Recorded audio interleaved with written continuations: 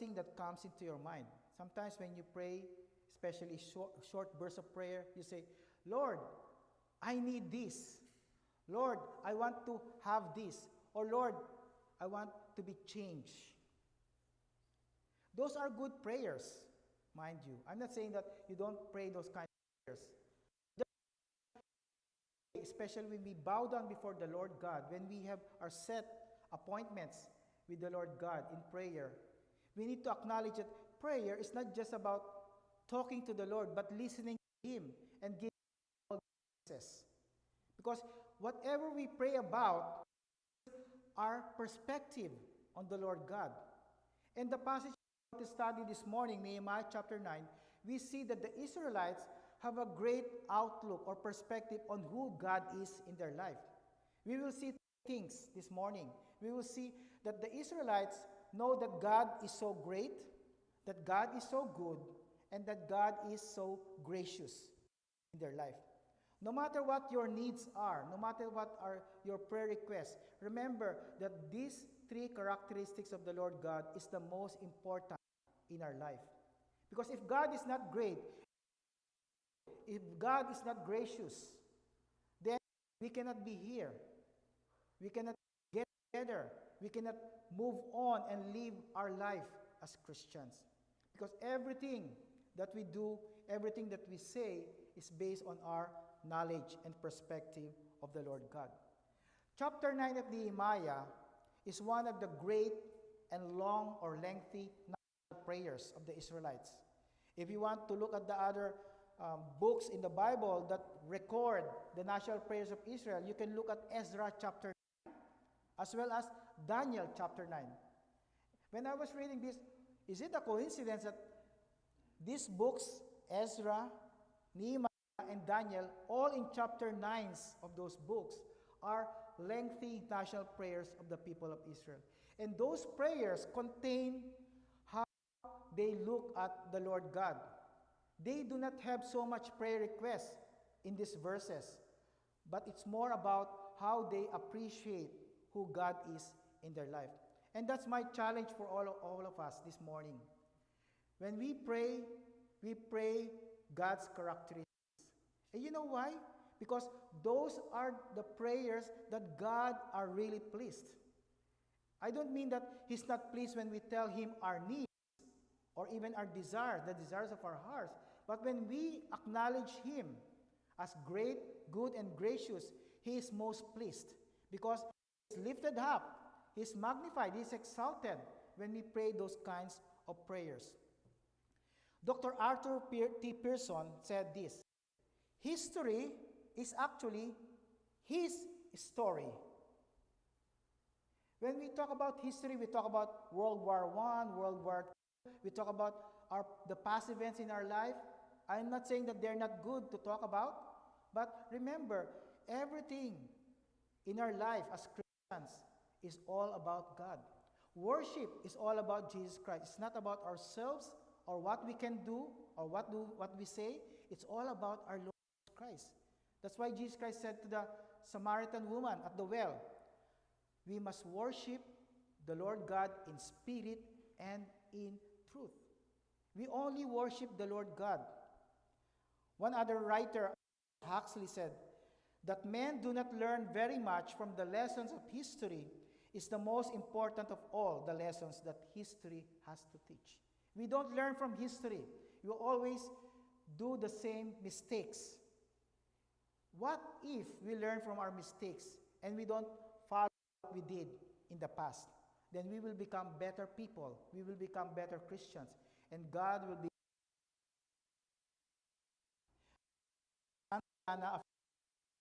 those who do not remember the past are condemned to relive it. And that's why the Israelites in chapter 9 are wanting, as they pray to the Lord, to remember their past, to remember their sins in the past, so that they will not repeat them again in the very near future. All throughout the Bible, after Nehemiah chapter 9, the people of God continued on falling into idol worship. And the same thing happens to all of us. That's why we need to be consistent in our prayer life. We cannot drop our guards. We cannot say, I've been prayerful for this week, and then next week, I'm not going to be prayerful. That's not the way of the Christian life. The Lord God, wants us to keep on praying consistently. That's why 1 Thessalonians chapter 5 tells us, pray without ceasing. I don't mean that we pray long prayers from 6 o'clock, wake up until you sleep in the evening. But continue to pray in short bursts of prayers. When you are working, when you're doing something, you can tell Lord, Lord, I thank you that I'm preparing a great meal for my family. I hope they will eat all of them and finish them. I thank, Lord, that you have given me this job. I thank the Lord that you allowed me to wake up this morning and to see the beauty of your nature. Pray without ceasing. So our prayer, as I've said, should reveal the three things that we're going to talk about this morning: the greatness of God, the goodness of God, and the grace of God. So let's take a look at verses 1 to 6. Our prayer should reveal the greatness of God. So how did the Israelites mention the greatness of God in their lives? So starting in verse 1, chapter 9. Now in the 24th day of this month, the children of Israel were assembled with fasting and with sackcloths and earth upon them. So they started praying with repentance, with confession of sins. They start fasting, putting on sackcloth, that's their tradition, and ashes. That's the way of telling other people that we are confessing our sins before the Lord and telling the Lord that we are turning away from our sins. We don't want to repeat the mistakes of our forefathers, and we also are sinful. So, Lord, we want to tell you, we are asking you to forgive us of all our sins. And you know, the Bible says that if we confess our sins, He is faithful and just to forgive us our sins and to cleanse us from all unrighteousness. 1 John 1:9. And then in verse 2, the seed of Israel separated themselves from all strangers and stood and confessed their sins and the iniquities of their fathers. Separated themselves from strangers, the foreigners. Why would they separate themselves or isolate themselves from strangers? Because these strangers are idol worshippers. These people are the ones who, in the first place, back in the land of Canaan, influenced them to worship images, worship the rocks, worship the sun, the moon, and the stars, and everything in nature. And God wanted to be worshipped alone. Remember, God is a jealous God. He doesn't want to share His people with the other so-called false gods of this world. And if you are here today, God doesn't want you to worship idols. And what are the idols in the world? Technology, possessions, the Teslas, the beautiful cars, your properties, even this building. And ourselves, we consider ourselves as gods. And those are idols. God says, I am a jealous God. I love you so much, and I deserve that you love me back and worship me alone. We do not worship images right now unless you are in the other religions. But now we have so much more idols compared to the people in Israel. And it's not only the people of Israel who needed to be confessing their sins. We need to confess our sins and to repent from those idols in our life. He deserves our worship alone. So in verse 3, they stood up in their place and read in the book of the law of the Lord their God 1/4 part of the day. What's 1/4 part of the day? 1/4 of 24 hours is 6 hours. They stood while Ezra, the scribe, and the other priests and leaders of Israel were reading the Bible for 6 hours, from 6 a.m. until noontime. Remember last week in chapter 8, they did that already. And then now, in this day, the 24th day of the month, they continued reading the Bible for 6 hours. As I've said last week, sometimes we cannot bear reading the Bible even for 1 hour. Even one chapter a day, we don't want to tolerate reading the Bible. We just get bored right away. Because the problem is that we don't have the right perspective of the Word of God. We think that the Bible is just like our favorite novel or pocket book. Remember, the Bible is not those pocket books. It's not like a novel. It's God's story. Although we are part of this story, it's essentially God's story. And if you want to know God more and more in your life, read the Bible from cover to cover yearly. It's not enough to know the Lord God in just 1 year. You can learn about the Lord God Himself all throughout your lifetime until you are ushered into heaven by the Lord Jesus Christ.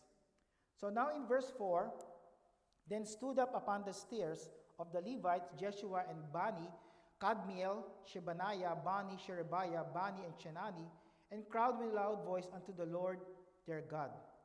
Verse 5, the Levites Jeshua and Kadmiel, Bani, Hashabniah, Sherebiah, Hodijah, Shebaniah, and Pethathiah said, stand up and bless the Lord God forever and ever, and blessed be thy glorious name, which is exalted above all blessing and praise. So after confession and repentance, what did they do? They praised God. God, you are a blessing to us. Your name is so glorious. We lift up your name.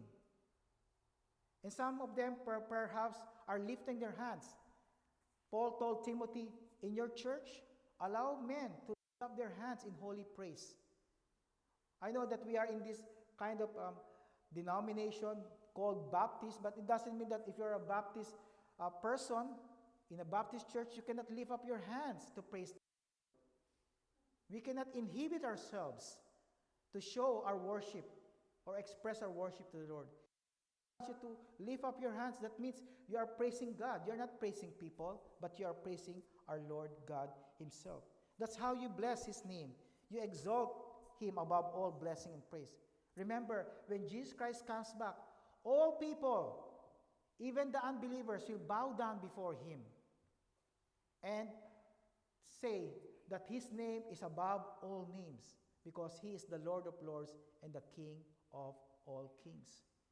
How much more we modern-day Christians, we should be blessing and praising the Lord God every moment of our life.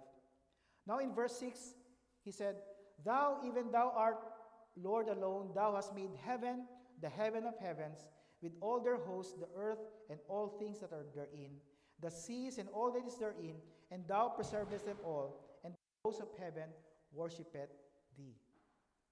So you see here that God is the only God. The false gods that we worship, they are not true gods. Because those gods cannot speak, those gods cannot see, those gods cannot hear, those gods cannot move, cannot walk. Why do we worship them? You know why we worship those false gods? Because we can control those gods.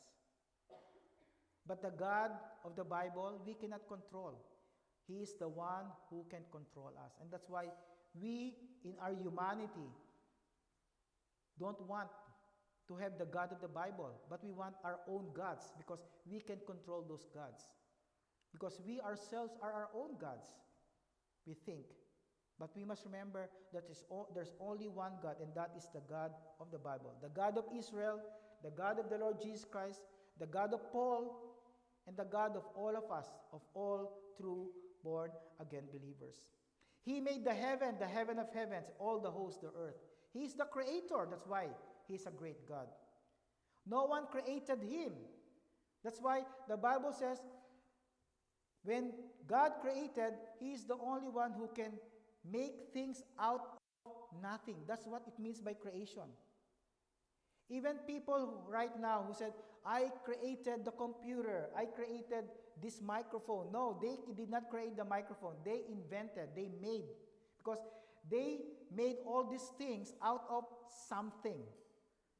When God created everything, He created out of nothing. Remember, it's nothing. There's nothing before the first day of creation. And then He said, let there be light. And there was light. He is the only one who can create. That's why He is a great God. He created the universe and He cares for His creation. It says here in verse 6, you preserve them all. You keep your creation. You protect.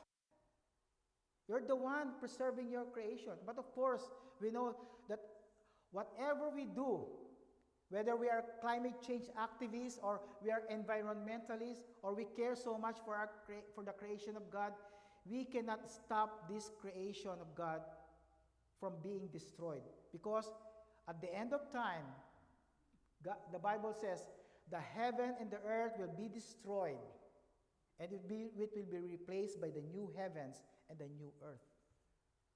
So, even if we care so much about our environment, about nature, we know that this is going to be destroyed very, very soon.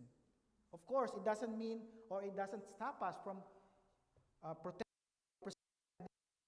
We need to have that perspective that this will be changed completely by the Lord Jesus at the end. But nevertheless, if He cares for His creation, we should care also for God's creation. And even in heaven, the last part of verse 6, the hosts of heaven, the angels, worship God. And remember, the hosts of heaven, the angels, never experience salvation.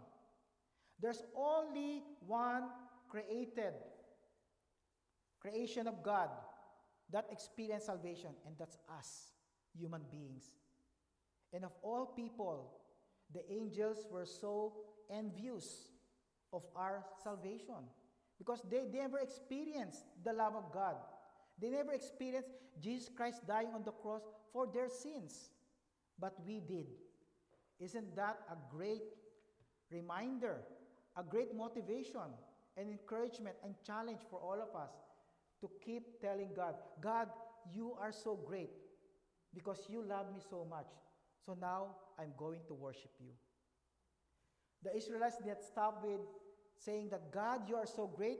They said also, God, you are so good. So in the long passage in verses 7 to 30, Nehemiah tells us how God has been so good to the people of Israel. That even though these people of Israel have been disobeying God from day one that they were chosen by God until the end of the Old Testament, God remained good and faithful to God. Have you experienced that?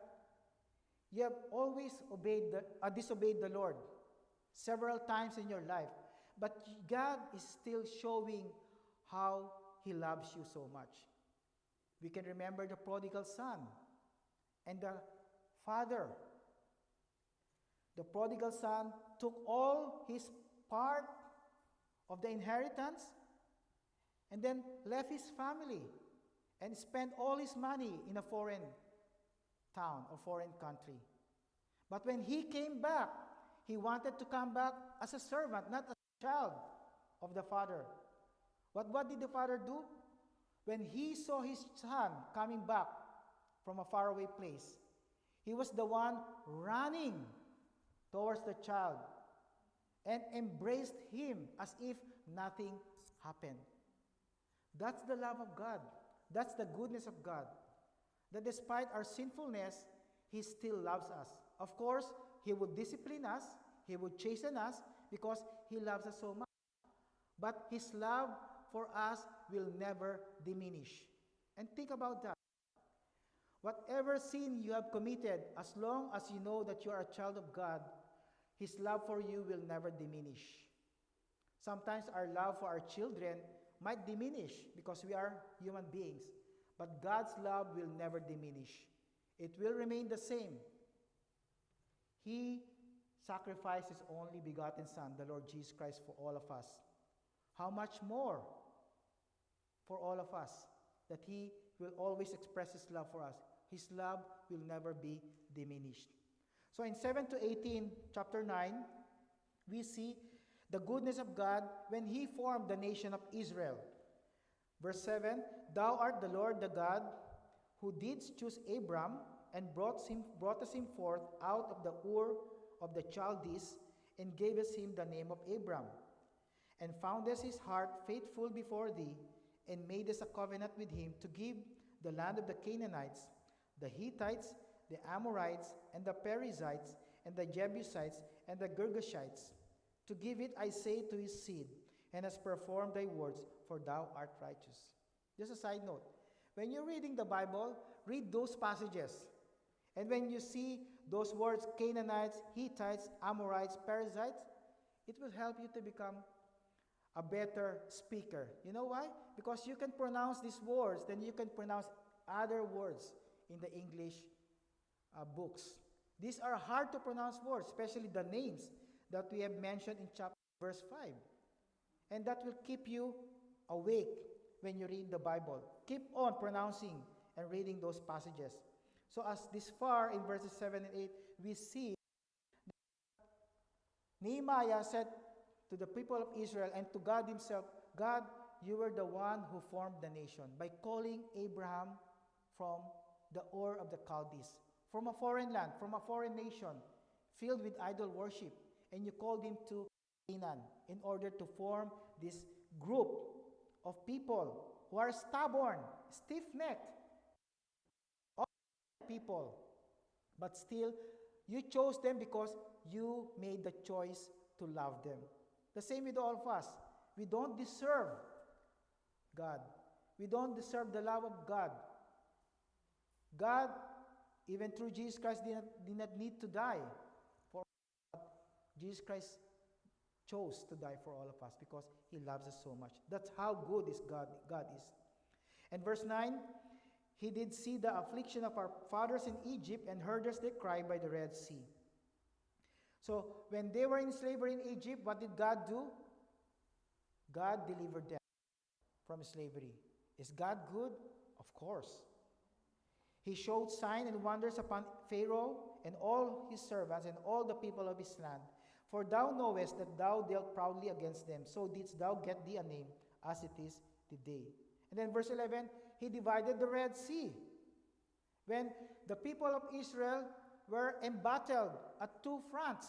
In front was the flooded Red Sea, and at their backs, the soldiers of the Pharaoh. So nowhere else to go. So what did God do? God divided the Red Sea so that they can cross. Is God good? Definitely, God is good. Verse 12, moreover, thou leddest them in the day by a cloudy pillar, in the night by a pillar of fire, to give them light in the way wherein they should go. Is God good? Of course. He provided them direction. In the morning, the cloud. In the evening, the fire, so that they can see themselves all the way through the wilderness. Verse 13, thou camest thou also upon Mount Sinai, and spakest with them from heaven, gavest them right judgments, and true laws, good statutes, and commandments. God gave them the 10 commandments. And those 10 commandments are still the principles that we stood upon in order to live the true Christian life.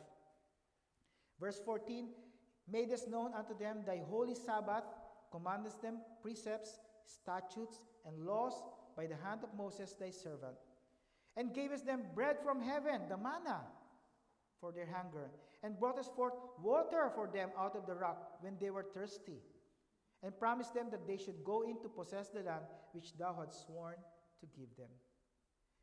Verse 16 starts the problem of the Israelites. But they and our fathers dealt proudly and hardened their necks and hearkened not thy commandments. They started to disobey God. They started to complain against the Lord God. They refused to obey, verse 17, neither were mindful of thy wonders that thou didst among them. They forgot all the miracles, all the good things that God had given them. But God still remained faithful to them. God still loved them. They hardened their necks, and in their rebellion appointed a captain to return to their bondage. But thou art a God ready to pardon. You know, when you look at the Bible and you see that connective word, but, that's a very important thing. That even though the people of God were so disobedient to the Lord, to the point of rebelling against the Lord, God is still pardoning. God is still gracious. God is still merciful. God is still slow to anger. God is still kind. And he did not forsake them. When we commit sin against the Lord, God did not say, now you're a stubborn child, I will leave you and I will forsake you. No. Despite what we do, because we are true children of God, God says, I will never leave you. I will never forsake you. The same thing with the Israelites. He never forsook them or left them in the wilderness. Even in verse 18, they made a molten calf. And they said, this is thy God that brought thee out of Egypt and had wrought great provocation. They provoked God into anger. And many people died during that day at the foot of Mount Sinai. But God still kept a remnant of his people to show and express his love for them. Yet thou in the manifold mercies forsookest them not in the wilderness. The pillar of the cloud departed not from them by day to lead them in the way, neither the pillar of fire by night to show them light, and the way therein they should go. Verse 20, thou gavest also thy good spirit to instruct them, and withholdest not thy manna from their mouth, and gavest them water for their thirst. For 40 years, God sustained them with manna. For 40 years, God sustained them with water coming from the rivers, even if they are in the wilderness. Is God good? Is God still faithful? Perhaps you are here right now. You might be saying, I'm so tight with my budget right now because of what's happening all over the world. But can you say God is still good? God is still faithful? Is God still faithful to this church? We may be unfaithful to Him. We may not be obeying Him at all times, but God is still faithful to us. He will continue to provide for His people.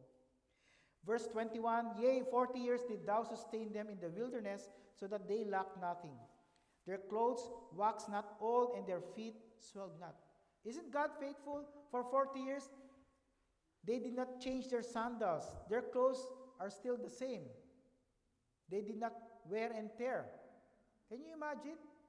Now, perhaps after a year, you want to buy a new set of clothing, a new set of pair of shoes. But for 40 years, they did not need to do that. God provided for them for 40 years. And you know, their attitude perhaps was that they were just content. The problem with all of us right now is after a year, we want to have a new set of everything because we're not content with what we have. Even if it's still working, the things that we have are still working, we want to replace them right away. Because I want to follow the trends, the fashion, the way of the world. So I want to change everything, my clothing, my shoes, and everything, even my hairstyle or everything, and so on and so forth. We are not content, but we need to learn contentment from God Himself, that He will provide for all our needs. In verse 22, moreover, thou gavest them kingdoms and nations, and did divide them into corners. So you see here, Nehemiah was rehearsing the history of God's people. And in the midst of God's history for His people, God is great. God is good. God is faithful. He never left them. He never forsook them. He remained in their midst. Even if they have enemies all over, even right now, Israel has so many enemies around them. The Middle East nations surrounding them. Can we say God is still faithful? Of course. Because even though Israel right now, as it is a small nation compared to the land of Canaan, which is more than the territory of Israel right now, God is still preserving His people, even though they are stubborn until now. They don't want Jesus Christ being preached right now in Israel. But God still loves them because God still has a plan for His people. And as I've said, His main focus during the tribulation period will be His people, Israel. But it doesn't mean that God left His people right now. Still, many Jewish people are getting to know Jesus Christ. And we call them Messianic Jewish Christians. Messianic Jewish people. And they are now the ones spreading the good news of the Lord Jesus Christ to their own people. And some of them are in North America, helping Jewish people here in North America to come to know Jesus Christ as Lord and Savior. And so in verse 22, they possessed the land of Sihon and the land of the king of Heshbon, the land of Og, king of Bashan. Verse 23, their children also multipliest thou as the stars of heaven, and broughtest them into the land concerning which thou hast promised to their fathers, that they should go in to possess it. Many people wanted to annihilate and completely destroy Israel because there are so many of them, especially during the time of Nehemiah. The Babylonians tried to kill all of them and all the other enemies, but God continued to multiply His own people. And no one can stop that. The Bible says God is so powerful that no one can stop all His plans and purposes for His people. Even for your life, for our life, for the life of this church. If God has a great plan for us individually and corporately, no one can stop that, not even the enemy. So we should not feel and look defeated. We should appear victorious and be confident that we are winners, that we are triumphant before the enemy because of our Lord Jesus Christ. Verse 24, so the children went in and possessed the land. Thou subduest them before the inhabitants of the land. The Canaanites gave it them into their hands with their kings and the people of the land, that they might do with them as they would. They took strong cities and a fat land, possessed houses full of all goods, wells digged, vineyards, olive yards, fruit trees in abundance. So they did eat and were filled, became fat, and delighted themselves in thy great goodness. When they came to Canaan, do they need to produce all these fertile lands and the fruits? No. When they came in, all of those things were there. And who did that? The Lord God Himself. And that's why the Israelites can never be proud of what they did in the land of Canaan. God did everything for all of them. The same with all of us. Everything that we have right now in our hands, every possession that we have right now, all of them belong to the Lord. Everything belongs to the Lord. We are just stewards, managers. We can never call ourselves as owners, possessors of what we have. We are only managers and stewards. And when Jesus Christ comes back, we'll be accountable unto Him.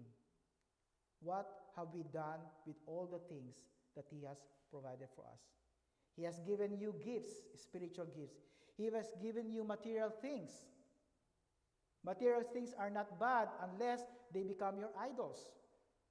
They're actually good if you use them for the kingdom of our Lord Jesus Christ. So use them to spread the good news about the Lord Jesus Christ. Verse 26 said, nevertheless they were disobedient and rebelled against thee, and cast thy law behind their backs, slew thy prophets which testified against them, to turn them to thee, and they wrought great provocation. Is God good?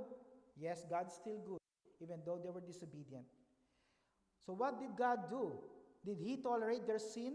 Verse 27, thou deliverest them into the hand of their enemies, who vexed them, and in the time of their trouble, when they cried unto thee, thou heardest them from heaven, and according to thy manifold mercies, thou gavest them saviors, who saved them out of the hand of their enemies. So when they went to Canaan, they disobeyed God, they worship idols.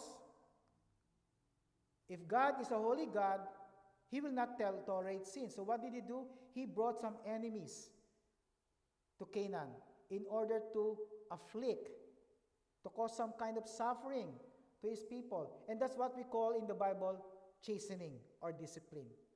And remember, when God disciplines, He does that because of love. And He has a good principle or good lesson to teach His people when He disciplines them. And what was the principle? After they experienced trouble, what did the people of Israel do? They cried unto the Lord. They depended on the Lord. And that's what God wants from all of us. When we disobey Him and that's not an if, that is when, because all of us will surely disobey Him. He will give us discipline. He will chasten us, whether physical affliction, spiritual, or anything else. But then, because of His love, He will show us that He does that because He wants us to learn a great lesson from Him. And that lesson is that to remain humble and not proud before our God. So that's what we do. When we are disciplined, instead of fighting against God, because we can never fight against God, and we can never win against God. The only thing that we can do when we are disciplined, just like the people of Israelites, to cry out to Him, to be humble before Him. And what did God do? They gave them saviors. That's what we call the judges in the book of Judges, who saved them out of the hand of their enemies. After they had rest, verse 28, they did evil again. So you see, the Israelites are just like any one of us. After being saved and delivered from our afflictions, and then having prosperity again, we go back to the same old ways, just like the Israelites. Therefore, God left them again in the hand of their enemies so that they had the dominion over them. Yet when they returned and cried unto thee, thou according to their mercies. Many times God delivered them because of God's mercy. Is God good? Is God faithful? Yes, He is. Verse 29, He testified against them that thou mightest bring them again unto thy law.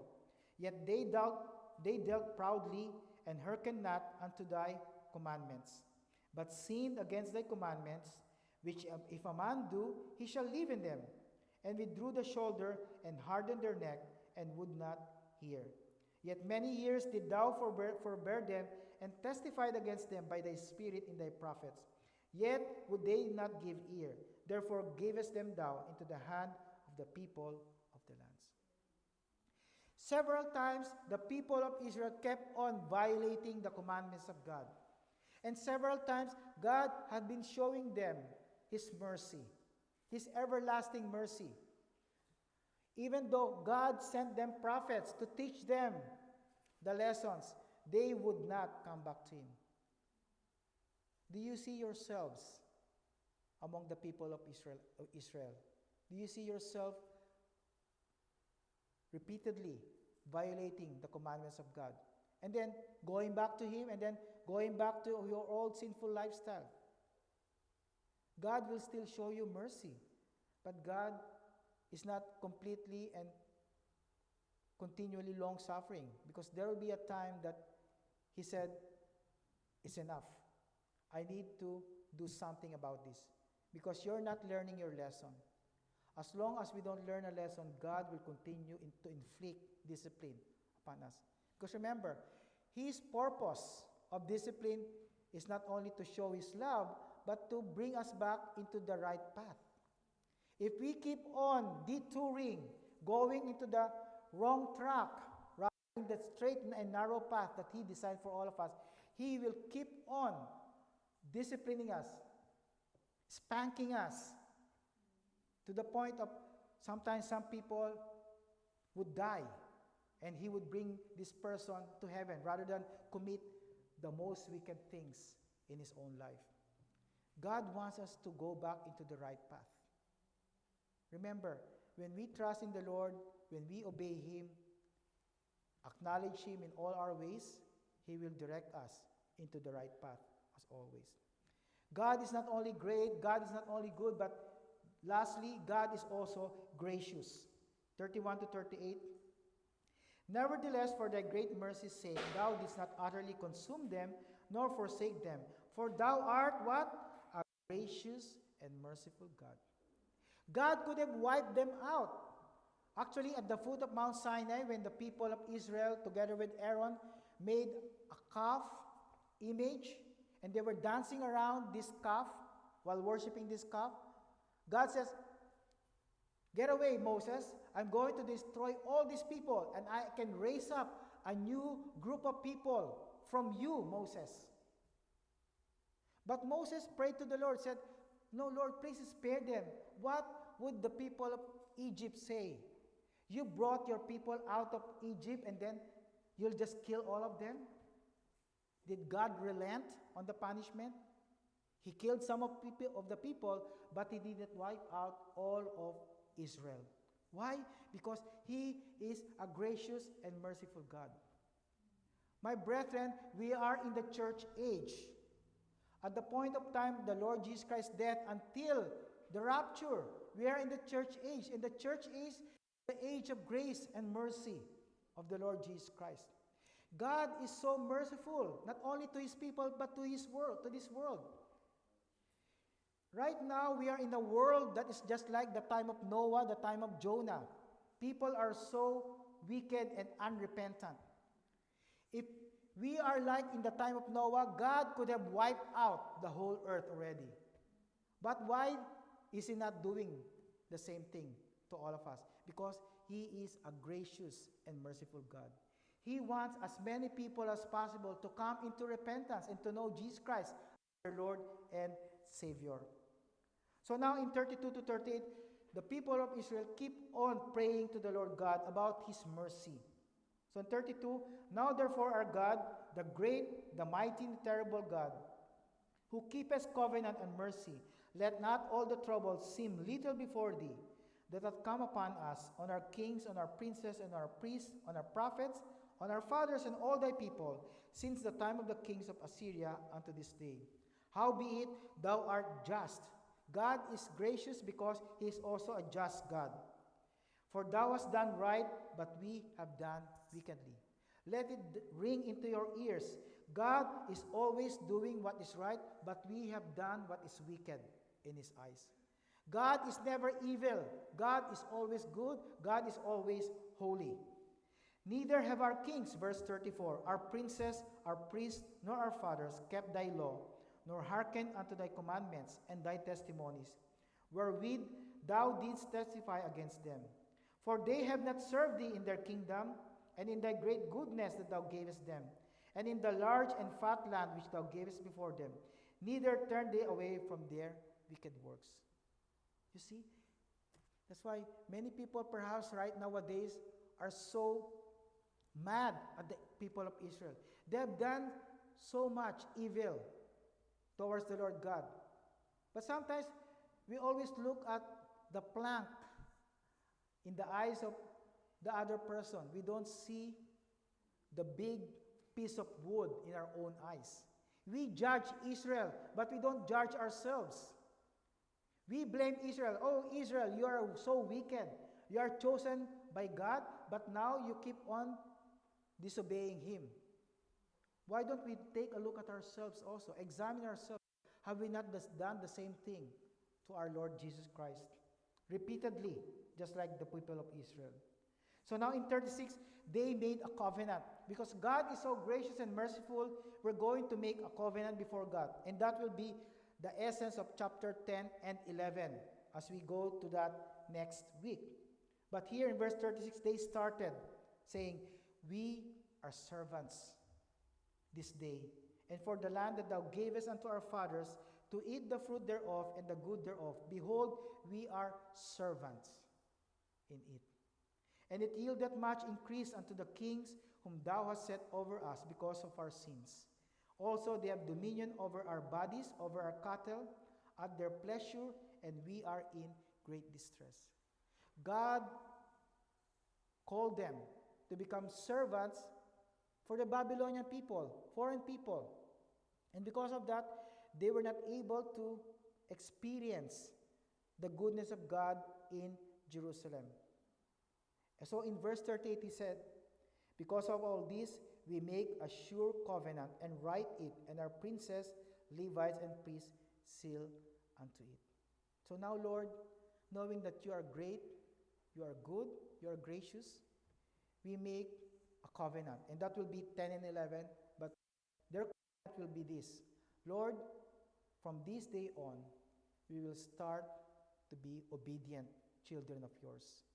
And I pray that all of us will have that kind of covenant, that we will remain as servants and children of God, obedient rather than disobedient. Of course, we should not follow the people of Israel, but we are like them in most points of our lives. And it's time for us to change. It's time for us to pray a prayer that reveals that God is a great, a good, and gracious God. So I invite you, two things to do this coming week.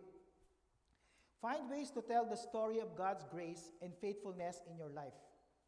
If you can do it, write in a journal or share them with another brother or sister in Christ, or share with another person in your life. And if you have children, your own family, pass them on. Pass them on God's grace and faithfulness. Take time each day, individually, to praise God, to confess your sin, to ask for His favor, and yield or submit to His sovereignty in your life. Let us pray. Father in heaven, we come to you again, knowing that when we pray, we acknowledge, we express the truth that you are a great God, that you are a good God, and that you are a gracious God. You are perfect. How come we always search and pursue things that are not perfect in our life, O Lord? We conform to the world. But Lord, we come to you at this point in time in our life, Lord, and in this church life, to confess to you all our sins, our disobedience, all our wickedness, in our thoughts, in our speech, in our actions, O Lord. And we come to you, Lord, right now, individually and also corporately, just like the Israelites, to renew our covenant with you, that we will follow you all the days of our life, that we will obey you, that you will only be our God, the only God that we're going to worship from this day forward until we see Jesus Christ face to face. So, Lord, help us, Lord, this week to journal all the good things that you have done for us in the past and the good things that you will be doing for us even in the future. Help us, Lord, to continue to pray, Lord, to confess our sins and to praise you, for you are a great, good, and gracious God. In Jesus' name I pray. Amen. Let us all stand up, please. As a response, let's sing Near to the Heart of God.